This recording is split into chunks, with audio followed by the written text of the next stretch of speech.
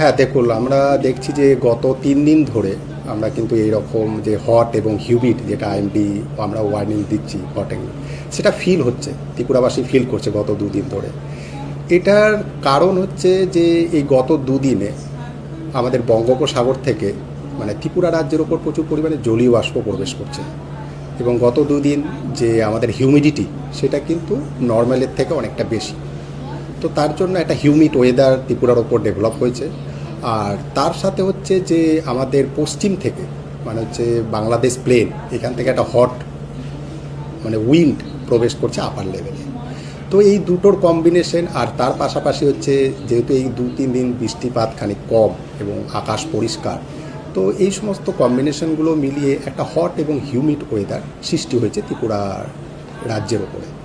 তো আমরা গত 3 দিন গতকাল যেটা আমরা ওয়ার্নিং দিয়ে রেখেছিলাম যে আমরা 3 দিনের জন্য হট এবং হিউমিড ওয়েদার দিয়েছি, সেটা মেনলি 5টা ডিস্ট্রিক্টে, সেটা হচ্ছে খোয়াই, ওয়েস্ট, গোমতী, সাউথ এবং সিপাহীজলা, এই 5টা ডিস্ট্রিক্টে।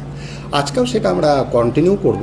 আমরা 2 তারিখ, 2, 3 এবং 4 এই 3টে দিন আমরা হট এবং হিউমিড এই 5টা ডিস্ট্রিক্টে আমরা কন্টিনিউ রাখবো। আর বাকি দুটো যে ডিস্ট্রিক্টগুলো আছে সেখানে আমরা কিন্তু ভালো রকম, ওখানে থান্ডারস্টর্ম হচ্ছে, তো অতটা টেম্পারেচার এবং হিউমিডিটিও কিছুটা কম, তো এখানে হট এবং হিউমিড ওয়েদার আমরা রাখিনি। তো এই সামনে 3 দিন থাকছে।